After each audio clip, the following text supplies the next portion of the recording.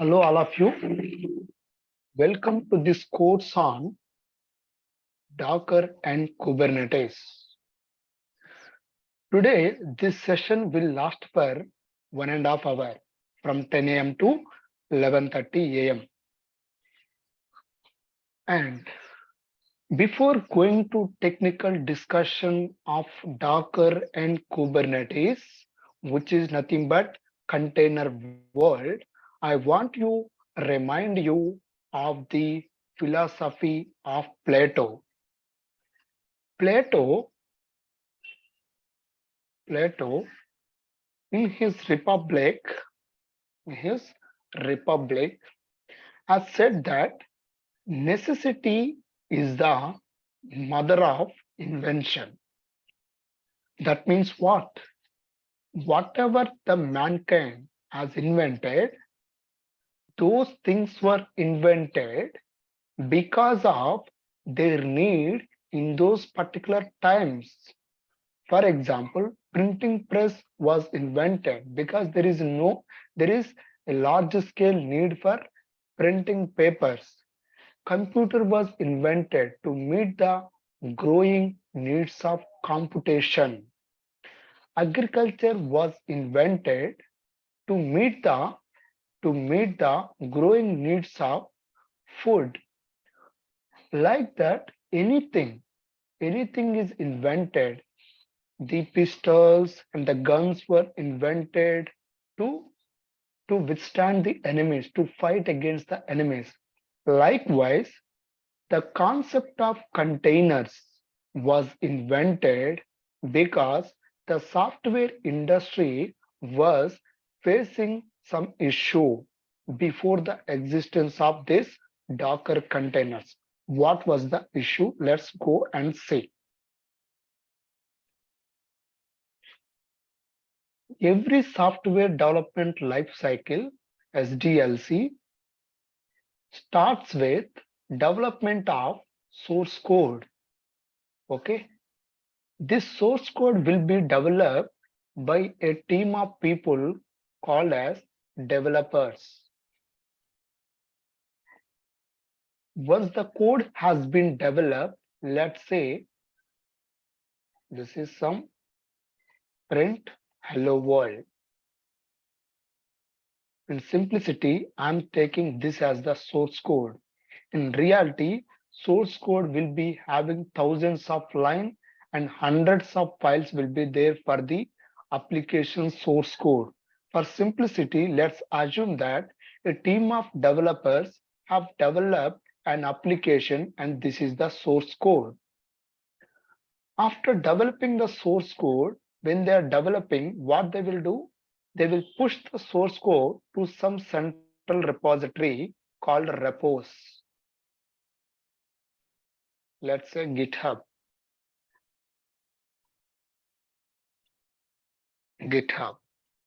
Okay.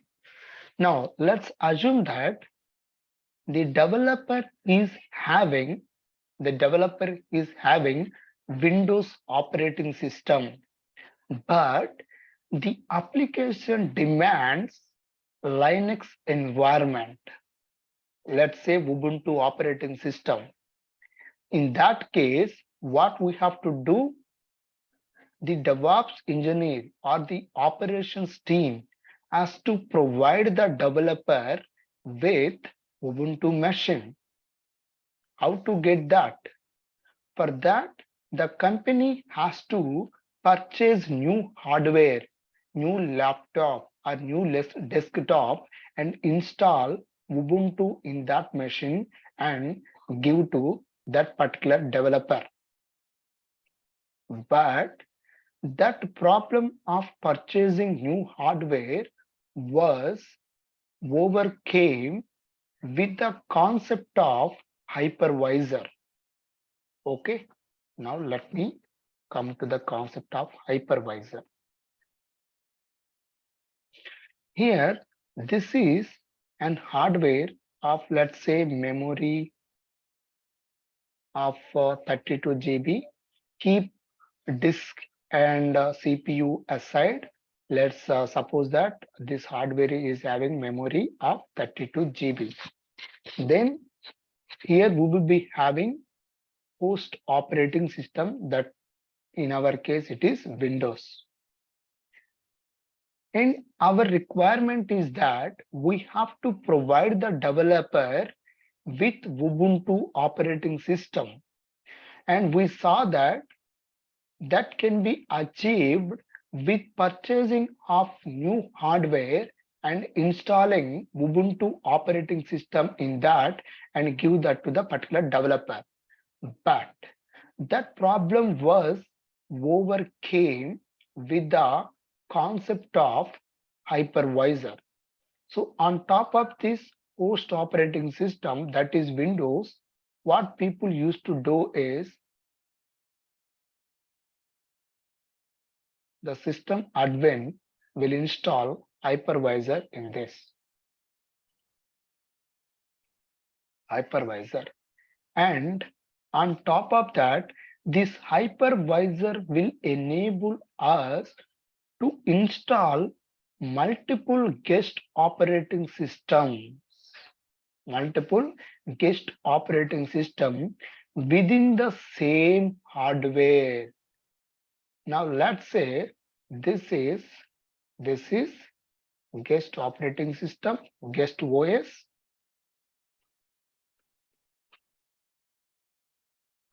Let's reduce the font size. This is the guest operating system, and this is Ubuntu.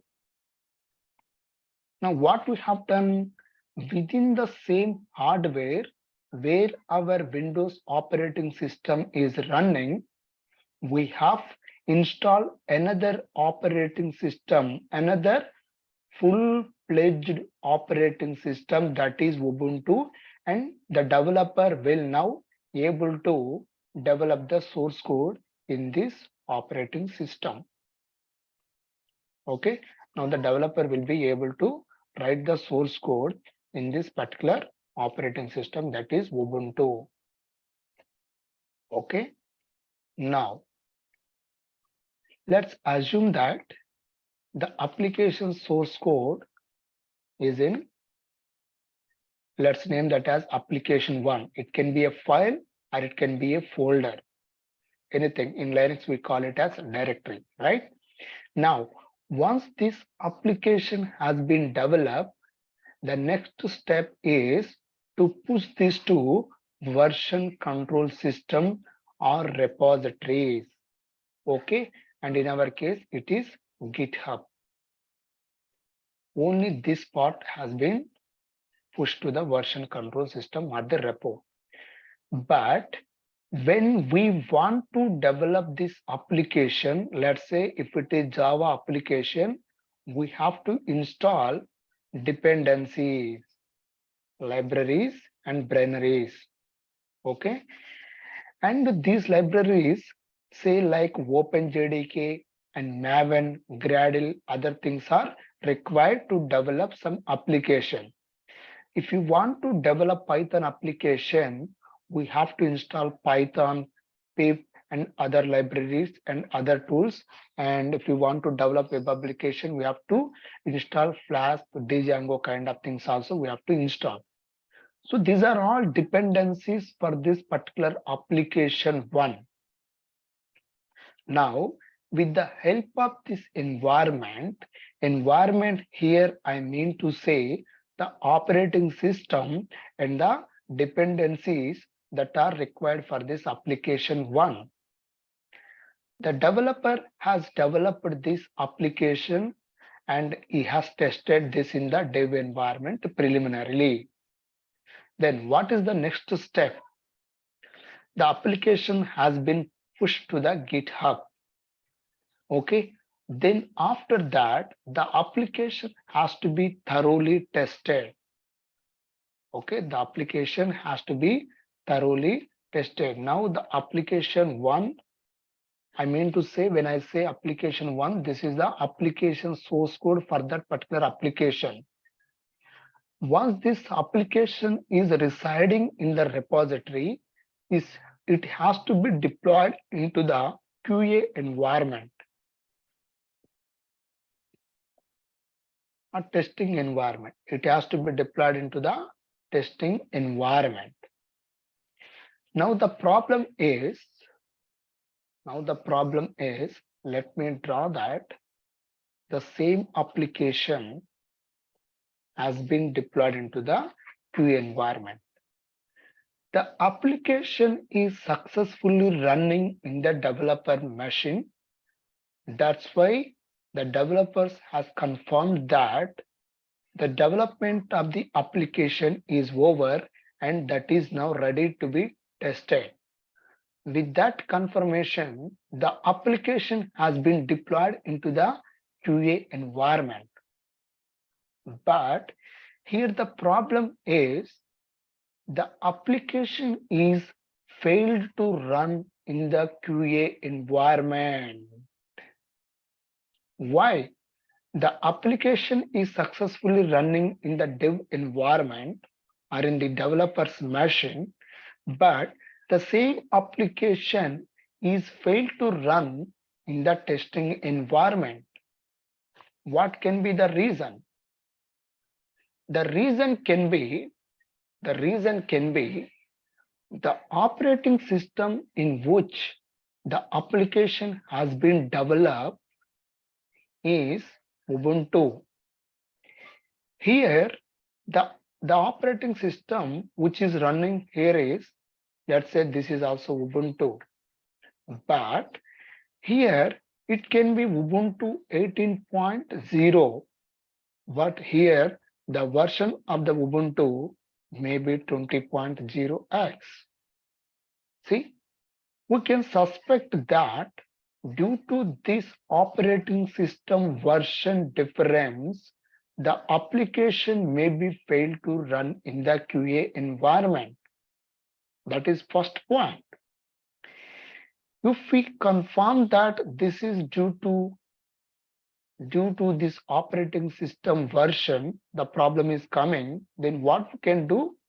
We can some way manage to install same operating system in the QA environment as that of the dev environment. Okay, now let's assume that some way we manage to install same operating system in the QA environment. This is 18.0. Okay, now we may be thinking that because the operating system is same here in the dev environment where the application was successfully running, and the same operating system we have installed in the QA environment as well, so the application may be running this time in the QA environment.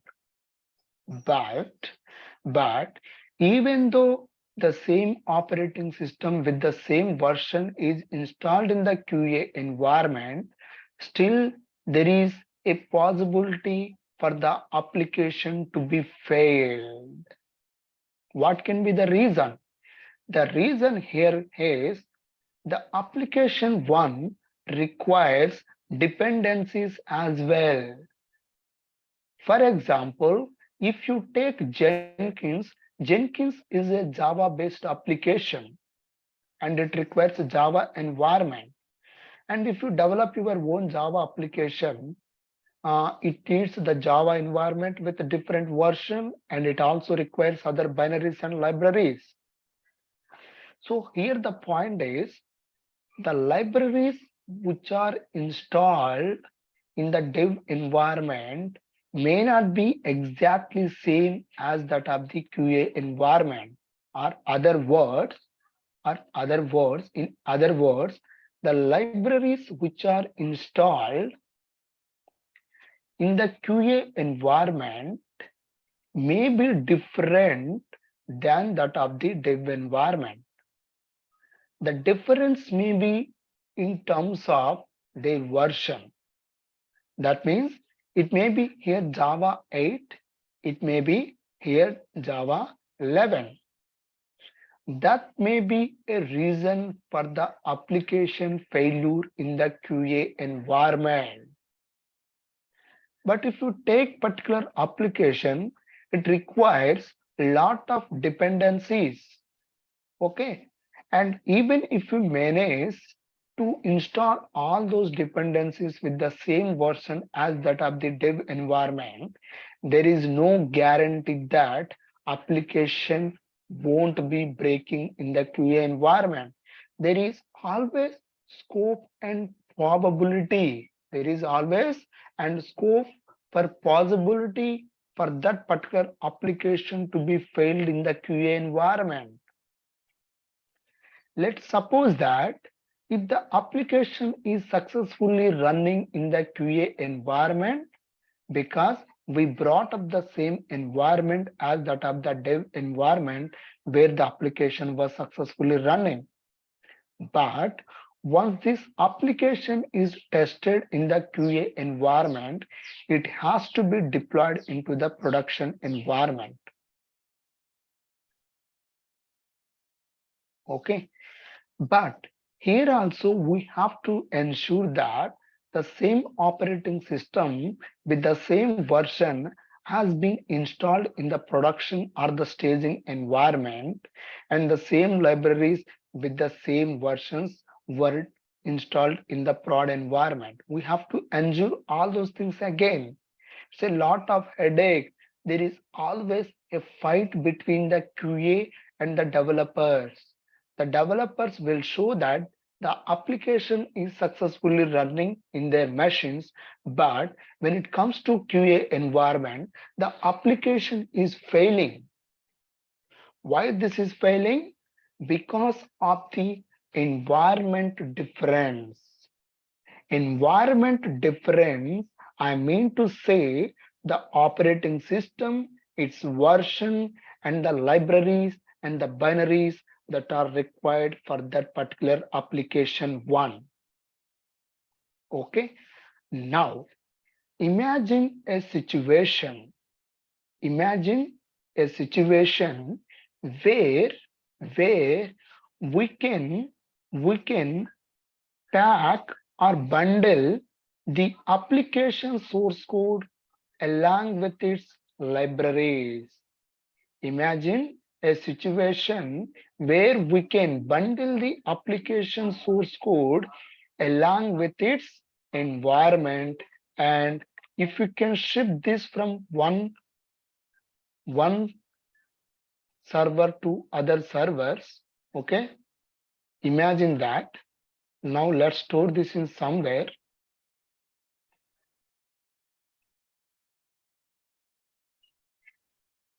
We are storing it some central server, and we are deploying the same into the QA environment. Imagine this if this is the situation where we are bundling or we are packaging the application source code along with its dependencies inside a box, and this box is being shaped from one environment to the repository or the central server, and from the same box we are deploying into the QA environment. If this is tested thoroughly, this can be deployed into the staging, UAT, or the prod environment. This is beautiful, right? So here what happened? We don't need to install the libraries afresh in the QA environment. Along with the application, we are also getting the same environment from the dev environment where the application is successfully running. Same dependencies we are bringing, we are copying, and same application we are copying along with its dependencies from the dev environment, and we are storing into some central server, and we are deploying that box in the QA environment. Okay. Now see the difference. Earlier we are able to transfer or shape or copy only the application source code, but not its dependency. But in this case, along with the application, we are also packing the dependencies for that particular application in a box and we are deploying that box into wherever we want. Now, in this case, we don't need to install these libraries. The same libraries along with the same version we are deploying into the QA environment. The conflict is resolved. Okay. So this kind of boxes is called as what? Containers. Containers are everywhere in today's world. Now, if you see what is container, container is an empty box. Container is an empty box. See, these are the containers. In the shipping industry, the containers were widely used. Now let's go to the shipping industry and understand the containers there. Okay, for time being, what I will do is I will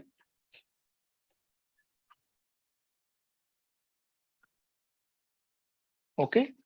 Now let's understand the shipping industry. Let's suppose that a person is owning a ship of 100 tons capacity. Okay, a ship owner is there and he has a ship which can carry the goods of 100 tons from one location of the world to the other location. Let's say from Maldives to Sri Lanka, or from Vizag to Sri Lanka. Okay, now a customer comes to this ship owner and says that he wants to transport 30 tons of fish and 10 tons of raw material.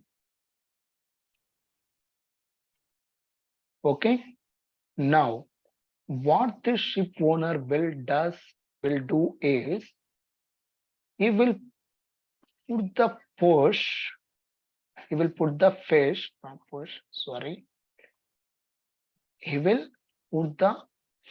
like this, and the raw material he will put like this.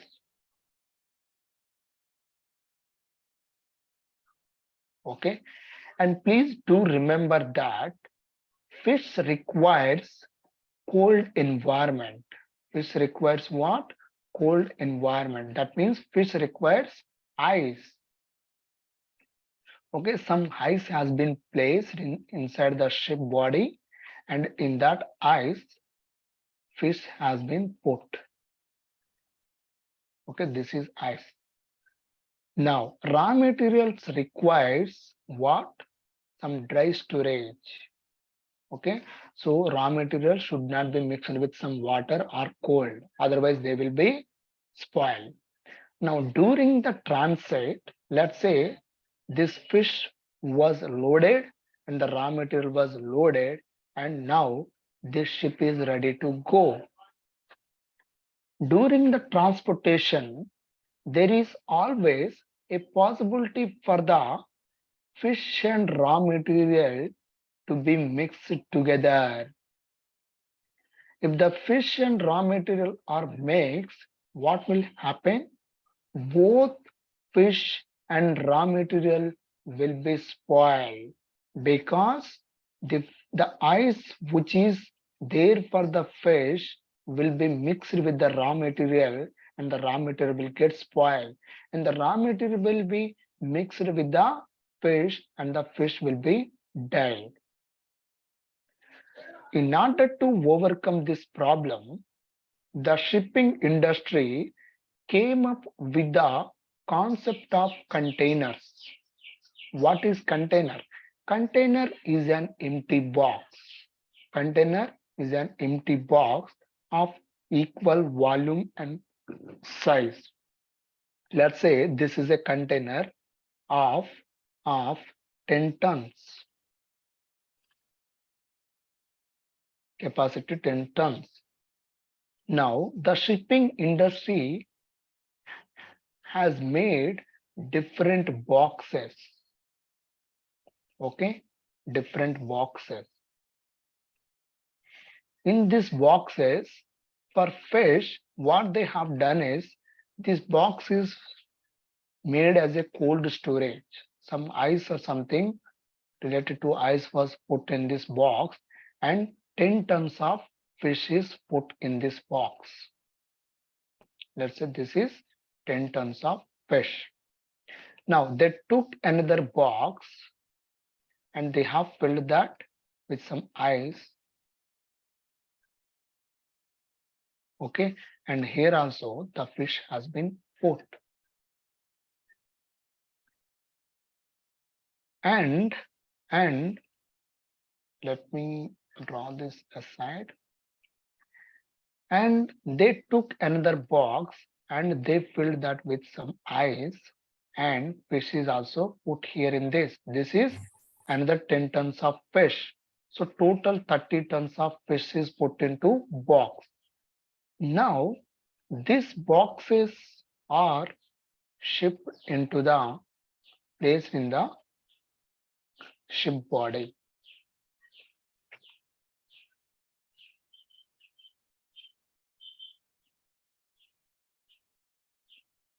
And they took another box of 10 tons capacity and they put the raw material in this. They put the raw material in this. Now see what happened. The goods or the material is put inside the containers. Containers are nothing but the empty boxes. Now see, is there any possibility of fish mixing with the raw material? Not at all. There is no possibility of fish mixing with the raw material. Even for hundreds of hours in the transit, the fish and the raw material is safe. Why that is safe?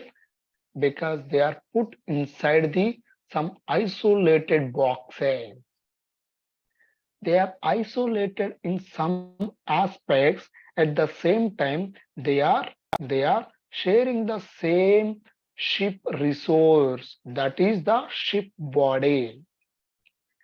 This is called as the concept of containers, to isolate one material from other, to isolate one application with other. Let's say this is Jenkins application which requires Java 8. Let's say this is another application which requires Java 11. Both the application which requires different environments are running in the same system and sharing the common resources of the system, say CPU, disk, and memory. Think this fish as one application and raw material as another application. Now there is no process interference between this application and this application, and we can run Java 8, we can run Java 11, we can run the Java 8 based application in the same system, we can run Java 11 based application in the same system. We can run Python application. Let's say this is Python 2 application, this is Python 3 application. See, different applications are running in the same host in isolation. There is no conflict with another application. This is called as the concept of containers. Now let's come to software world. What we have done here is we have containerized the application with its environment. Here the environment for the application is, let's say for Jenkins it is Java 8. For Python we need to have Python, pip, and we should have that Flask and other kinds of tools for the Python web application. In the concept of containers, in the world of containers, we are packing application along with its dependencies, and we are shipping that container or the container image. You will understand the difference between the image and container. Okay, this is called as containerization. For this containerization, that means packaging of the application along with its dependencies. To do this particular thing, we have a tool called Docker. We have a tool called what? Docker. Docker is a containerization tool. What is containerization? The process of making or creating containers is called as what? Containerization. Let's say Docker is a containerization tool. What is containerization? The process of making containers. Then what is container? Container is nothing but runnable instance or running instance of a Docker image. Okay, so when we execute the Docker image, we will get the container. And what is Docker image? Image is nothing but application along with its dependencies is called as what? Image. Now let's see the container architecture, how it will be looking like. Earlier we have hypervisor to get the Ubuntu operating system in the same host. Okay, let me draw that quickly. We have hardware. In that hardware, we are installing some operating system. Let's say Windows. This is called as what? Host operating system. Then we are installing hypervisor.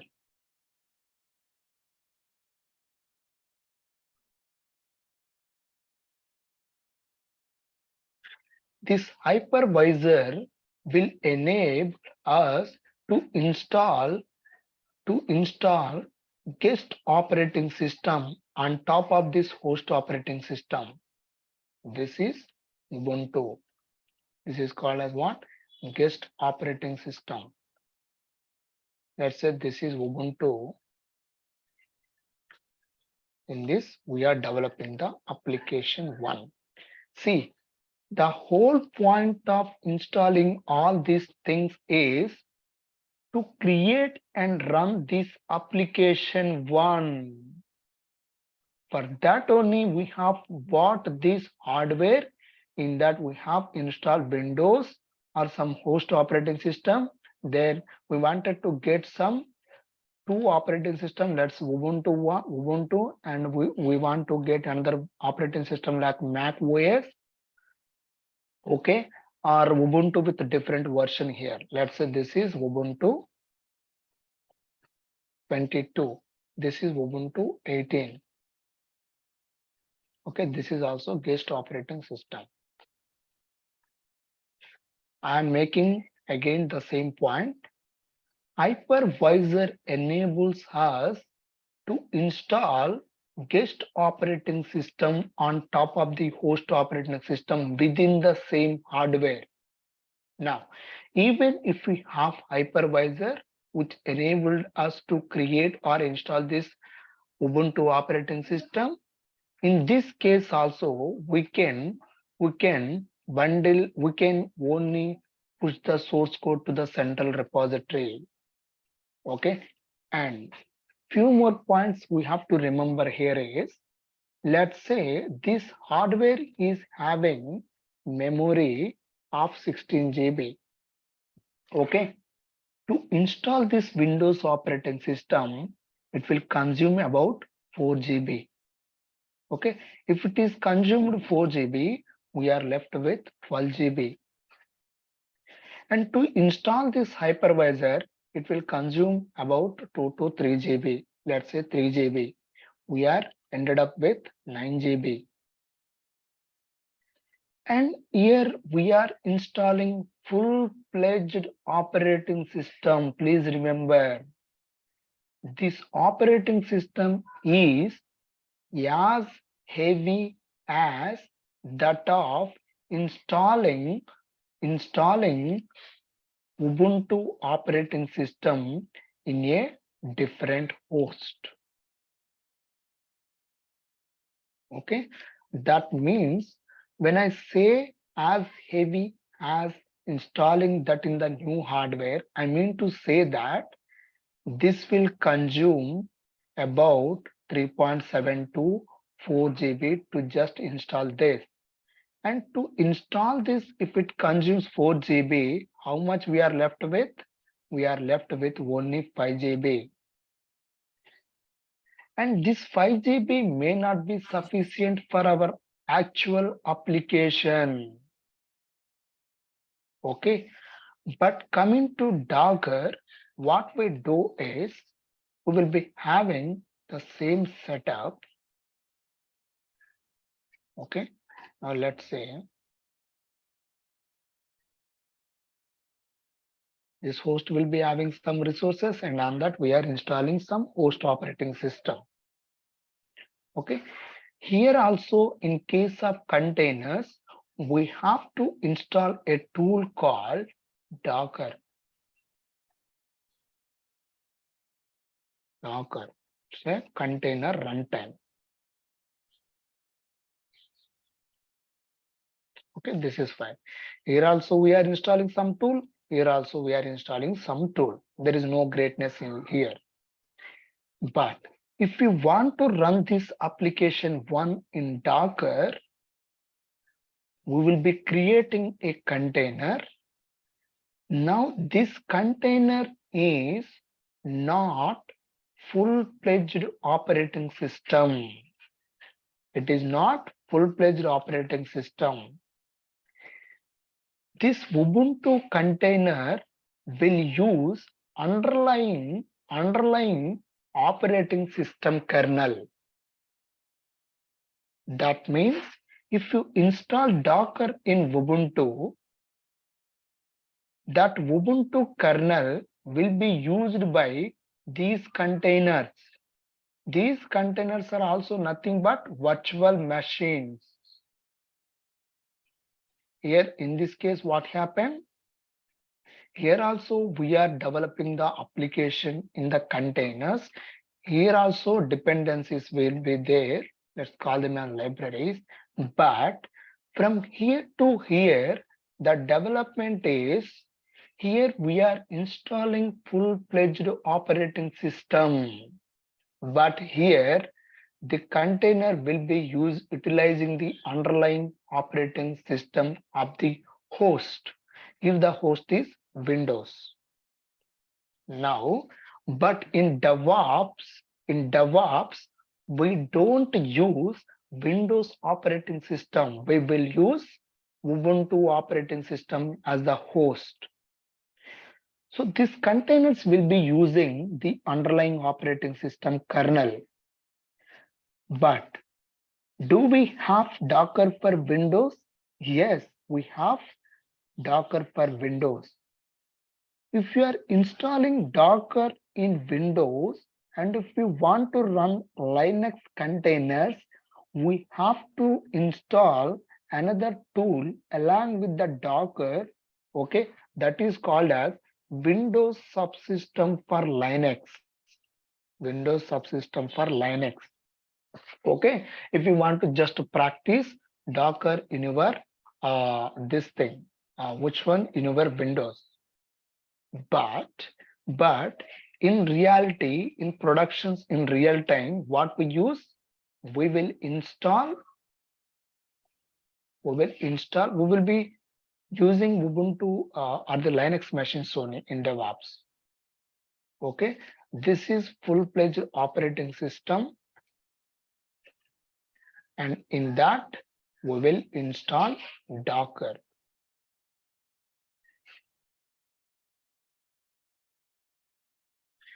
You can run as many containers as you want as long as system resources are sufficient.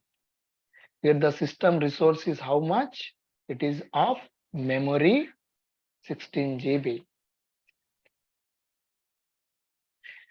And some system resources are utilized for this operating system and some resources are utilized for this Docker. Okay, lot of resources related to here will be available here in this particular Docker host. Okay, I will come to know. I will explain what is Docker host later.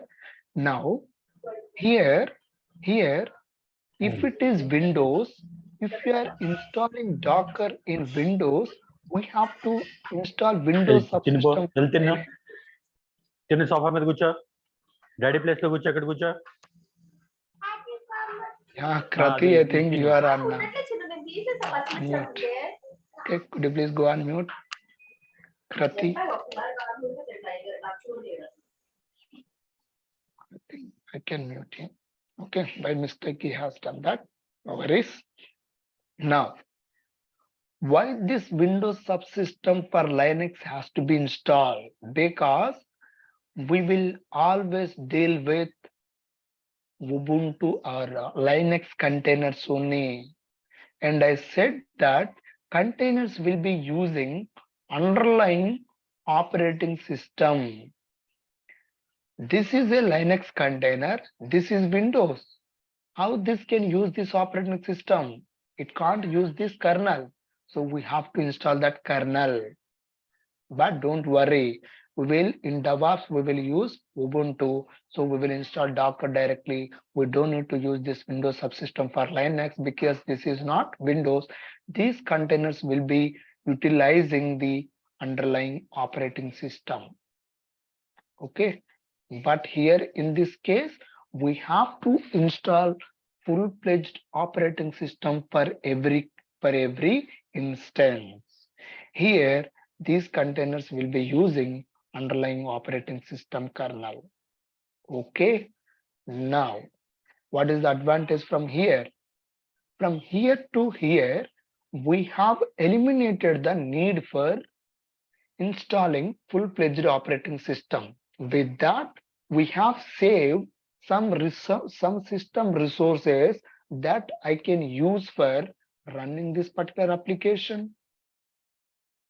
Okay, and one thing in the case of containers is we can ship the dependencies. Now let me write them as dependencies, and we can bundle the dependencies in the box.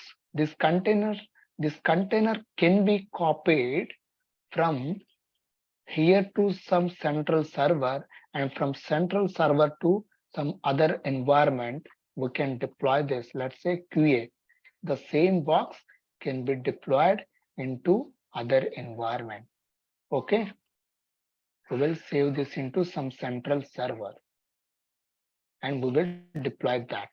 See, in this, not just the application, but the application environment is also being shipped from one environment to the other environment through central server called container registries. To save source code, we have repositories. To store these Docker images, we have servers, and those servers are called as container registries because container images will be saved or stored in these particular servers. And that container registry is Docker Hub. We will also see private container registries in cloud, which will be utilized in the real time. We will also see as a part of this course. Now, we understood this containers process. And the final point I want to make in this particular description is Here, the containers will be using the underlying operating system. That means if some application is not able to be run in this particular host operating system, let's say that Ubuntu, that application also can't be containerized. That means, let me elaborate this. Let's say we have some application. We are trying to install that in the Ubuntu in this particular host machine. But this application is not running in this Ubuntu 18. Maybe this is not compatible with this particular Ubuntu 18. And this particular application A also can't be containerized. That means that can't be running inside the container. Why? Because the container is not a super power to this Ubuntu. Containers will be using the underlying host. If the host is not able to run particular application, that can't be run by the container as well. That is one thing. Okay. So this is the concept of Docker. If you have any doubts till now, you can ask me. Otherwise, we'll proceed further. Anybody is having any confusion or any doubt here?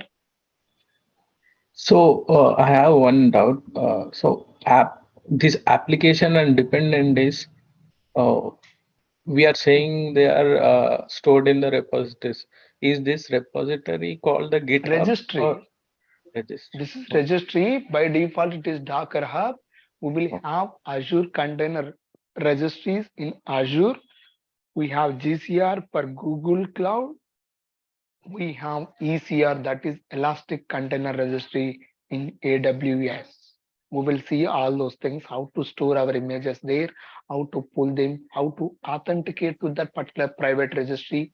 All those things we will see as a part of this course. Okay. Laxman, one question. So means you don't need any web server or app server to host the application, or you still need those applications also? We need that. For example, we need Tomcat server. Okay. Those Tomcat server will be already available for us in the form of image, and we will customize that using Docker file. Okay.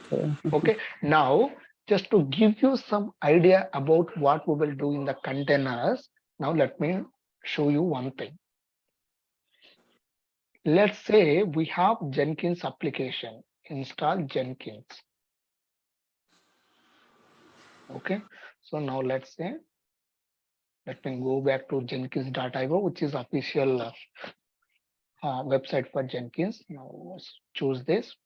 I want to install Jenkins in my Ubuntu machine, which is running in the AWS. I will show you how to create this if you don't have any idea about this. And I have connected to this Ubuntu machine through MobaXterm, which is a beautiful tool to SSH into the remote servers. I will also teach you how to install and how to use it. Now, this is our Ubuntu machine. How to install Jenkins? For that, the first prerequisite to install Jenkins is we have to install Java. Am I right? Yeah. Jenkins is a Java-based application. It requires OpenJDK. It requires some commands to be executed. Okay. So we have to install that OpenJDK and all those things. I just want to skip that part as of now. Okay. Now, after that, to install Jenkins, we have to execute these many commands. And after running these many commands, there is no guarantee that Jenkins will be successfully running. It may fail at one or the other point of time due to your operating system may not be compatible with that particular Jenkins version, or your operating system may be incompatible with the particular Java that is required for this Jenkins. All those problems will be there. So generally, if you want to run Jenkins, These are all the system requirements, and we have to install Java, and after that we have to execute all these commands. But using container, I can spin up the Jenkins within no time. Okay, see, this is my normal Ubuntu machine. First, the requirement is we have to install Docker. For that, I don't need to search anywhere, just go to our documentation. Okay, about 70 pages of Docker documentation I have prepared, and about 100 pages of Kubernetes documentation. Few more pages will also be there. About 120 to 130 pages of Kubernetes documentation is there. You can use this documentation in your real time. So I want to install Docker in the Ubuntu machine. This is Ubuntu machine. Up to this, I want to install Docker to run the containers. For that, just go to our documentation, okay, and just copy this command. We should be logged in as root user, then execute the script. With this, Docker will be installed. Now, the machine in which Docker is installed is called as the Docker host. This is the machine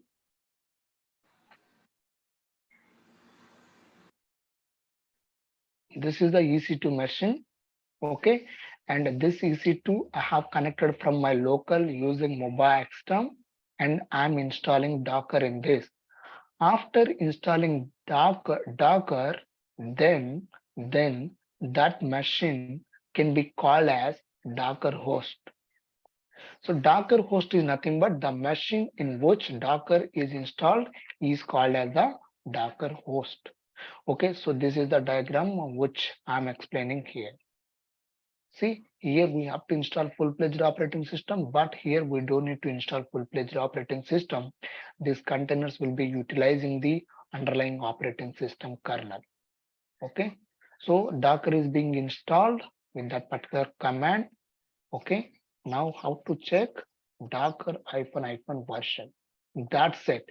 Now I can launch as many containers as I want, as long as there is sufficient system resource like memory, CPU, and disk. Now, what I said is, in order to install Jenkins in our Ubuntu, we have to install Java. For that, we have to execute few commands, and after that, we should execute all those things.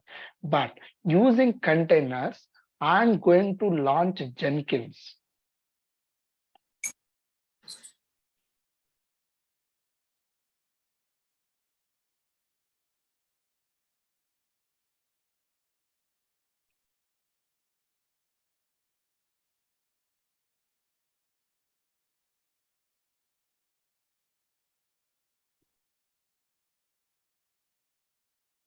I will explain all these commands during the course. I just wanted to show you.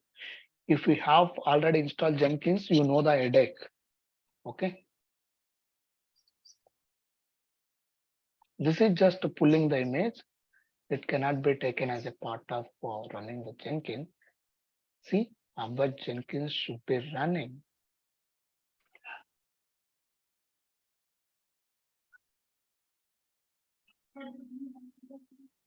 -1.3.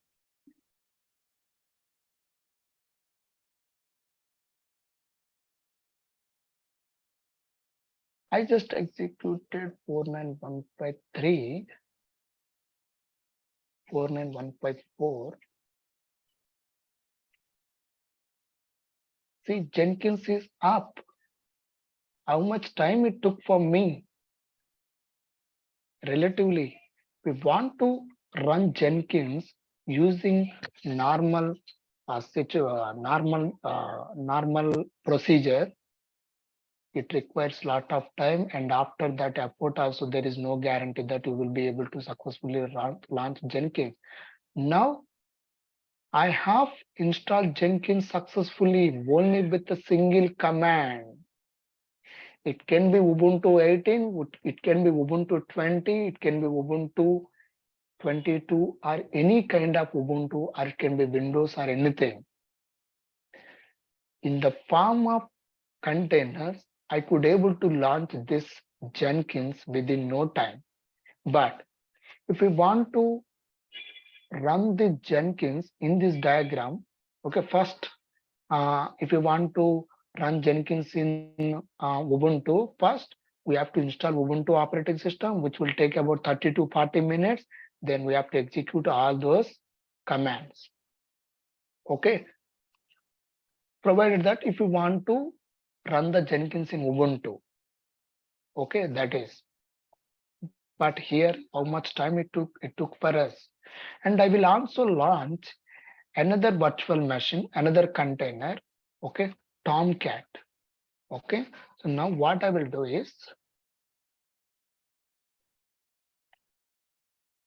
Jenkins is running here, not here. Now see, Jenkins is running. So here we also got the Jenkins key will be provided somewhere here. Okay, now I will use that here. Jenkins is running. Whatever you want to do with the Jenkins, you can do. So this is how we will containerize the application. And let's say you want to run Tomcat server, you must be knowing how to install Tomcat in Ubuntu.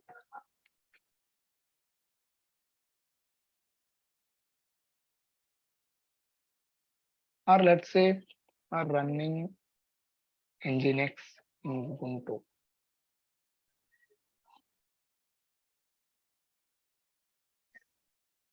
Okay.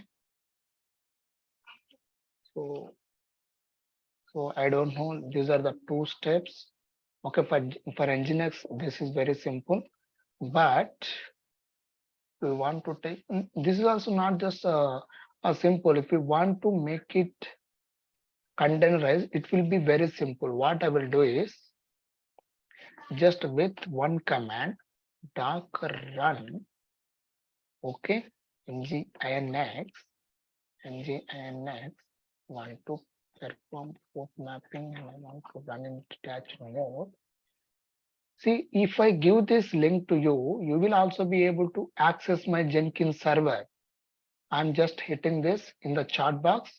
Please go and hit this and confirm me whether you are able to access this or not. Any one of you, please try and tell me whether you are able to access my Jenkins server. Anybody in the world should be able to access my Jenkins server if they have this URL with them.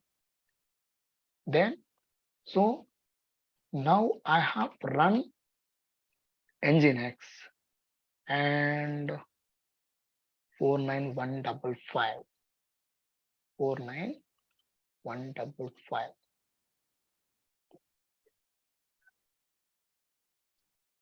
See, Nginx is also running.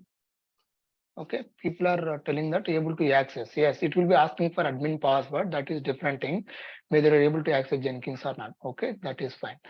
See, if you hit this, you will be able to access my Nginx. And let's say you have developed some Java application. You have to install Java and you have to install that application. Everything you have to do. But in case of containers, if you containerize that application, if you create Docker image for that, you will see the beauty of the containers. Okay, that we will be doing during the course. Now, what is Kubernetes? Kubernetes is container orchestration platform. What does it mean? Now we are running only one Jenkins instance.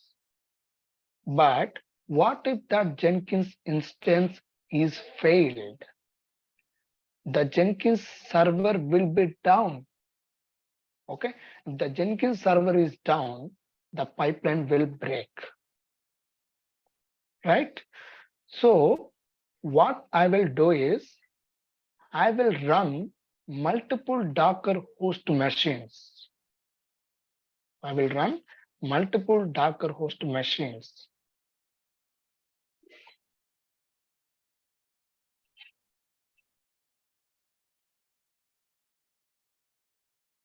multiple Docker host machines. I will create a master to command these machines.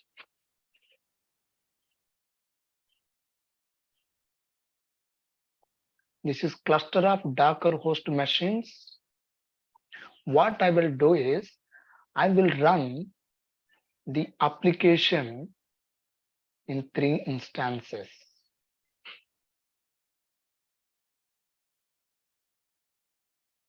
And all this will be having network. Okay, so I'm running particular application, let's say Jenkins or some let's application 1 or some Nginx in 3 instances. What if one instance is down? In case of Docker, only one instance is running. In case of a single container, only one container is running. What if that container is crashed? Our application will be down. But what I will do is I will run the same application in 3 containers. The same application will be running in the 3 containers. What is the use?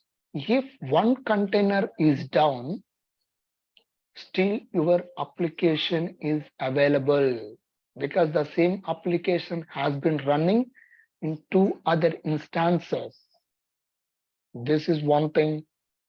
Okay. Meanwhile, when the traffic is being served by these 2 instances, the instance will be up. It will be auto-healed. What if this entire Docker host is down? Still your application is running because the 2 instances are running in 2 other hosts, and this instance will also be created somewhere here. Always 3 instances are running. So this is called as container orchestration. And this process we will automate this process in Kubernetes. Kubernetes is a container orchestration platform. The containers which are created using Docker will be orchestrated by the Kubernetes platform. What is orchestration? The process of automating the deployment of the containers, management of containers, scaling up and scaling down of containers, and networking of all the containers in a distributed environment is called as container orchestration. The distributed environment here means having multiple Docker host machines. In this case, we are using only one Docker host, but in Kubernetes, we will be distributing and deploying the application in multiple instances in multiple Docker hosts. So even if one instance is crashed, even if one instance is down, still your application will be highly available through the concept of auto scaling, which is powered by Kubernetes. That also we will see. Now I have connected to Kubernetes cluster. I just wanted to show you the nodes. What I will do is same Jenkins, which is running in single instance in the Docker. Okay, I'm trying to run this in the Kubernetes. Okay, so here kubectl run Jenkins. Okay, run Jenkins ---- image equals to Jenkins/Jenkins.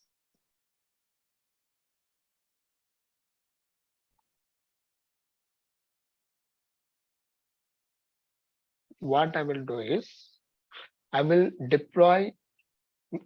a deployment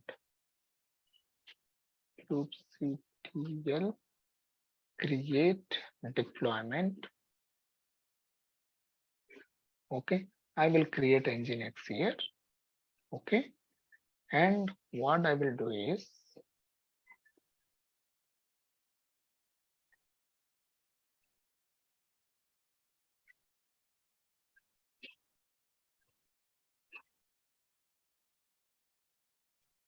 see our Nginx is running in the containers, and how many instances were running? 5 instances. They are about to run. The first image has to be pulled. See, our Nginx application is running in 5 instances. Let's delete one instance. Delete. What is there? You will understand all those things during the course. If I delete an instance, still 5 instances will be running. Why? In the place of deleted pod, a new pod will be created, new container will be created. So total again 5 are running. This is the concept of auto scaling, auto healing. Okay, and as the load is increasing, we will also automate the scaling of the containers using horizontal pod auto scaling, using some memory metric or CPU metric. This is how. Now, how to get this access? How to get the access for this? For that, we have to expose this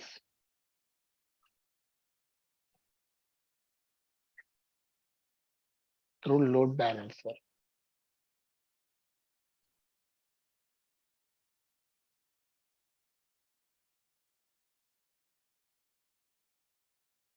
We'll be getting the load balancer URL, which is provided by the AWS cloud.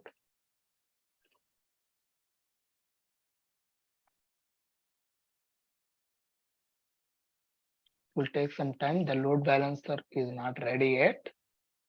Okay, so if you go to instances here, to go to load balancer, so this is the load balancer that has been created by the AWS because my cluster is running in the AWS cloud. Okay, I will teach you how to create Kubernetes cluster. Also, I will teach you how to create Kubernetes cluster in our own virtual machines. Somewhat I have missed some expose deployment. I can type equals to load balancer. Port is 80, right? Why it's not taking 30939?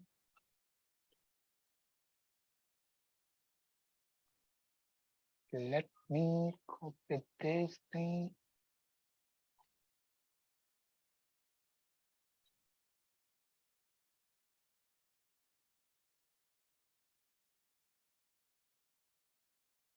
See, Nginx is running, and it is running in 5 instances. It is running. Even if I delete a pod or two, still your application will be running, will be accessible because that is running in other instances, and meanwhile the instances will be up. Okay, it will be auto heal. All these things we will see during the course, friends. Okay, we will see different objects of Kubernetes, we will see secrets, config map, we will see lens IDE, where let me open lens IDE. Okay, I will show you that the classes, and we will see most of the concepts, and everything will be real time. Okay, everything will be real time. So we will be having, I will be sharing my entire notes with you, whoever has subscribed to this course, and classes will be started on Docker and Kubernetes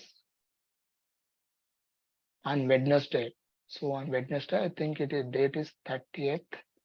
Okay, 30th December 2022, and classes will be on weekdays from Monday to Saturday,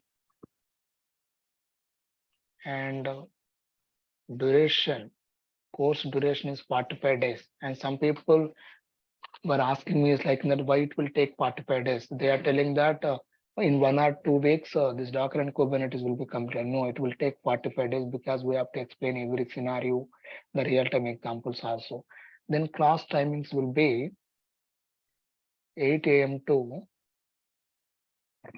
9 a.m.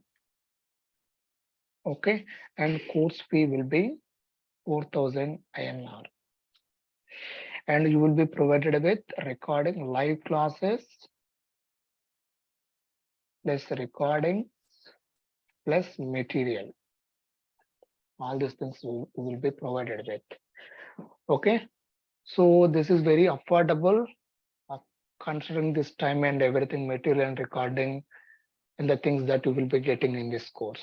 Okay, so I hope that you will be subscribed to this course, friends. If we have any doubt, we will also see persistent volume claims, and we will use NFS server to persist our data, which is there in the Kubernetes secrets and content registries. We will see private content registry, and in Docker, the most important part of the Docker is Docker file. How to create the Docker file, how to containerize some real-time applications also we will see. Okay, writing of the Docker file is very important for both developers and DevOps engineers and for cloud engineers as well.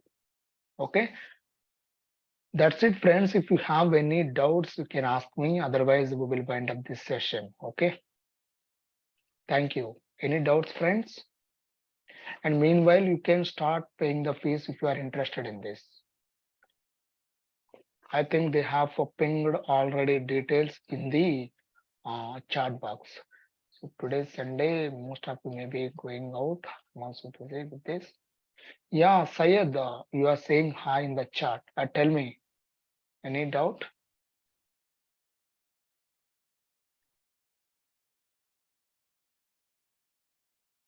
Syed, you can unmute and talk if you want.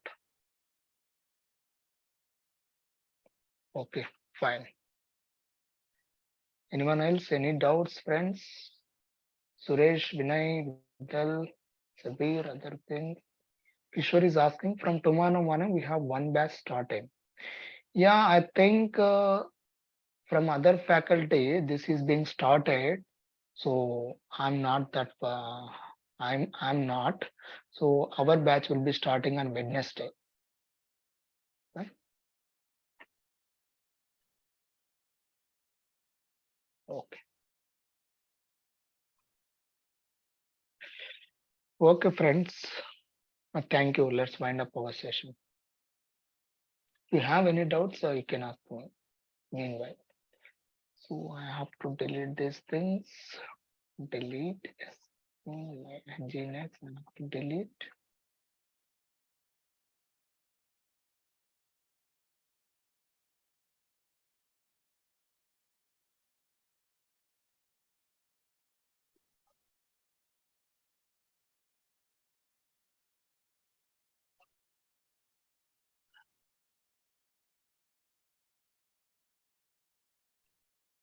Okay.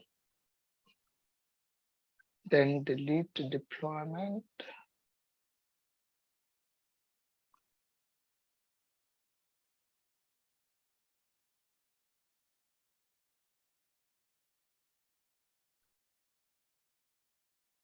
What will be deployed? I'm just cleaning up my cluster with the resources.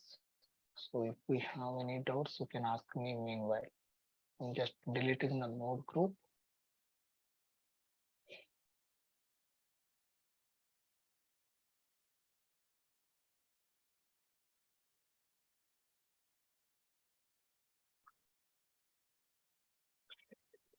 Okay, friends, let's meet on Wednesday. Thank you. And Wednesday, demo classes will be for up to Saturday. Okay, you can freely attend from Monday to from Wednesday to Saturday, and after that you can pay and you will be eligible for the further classes.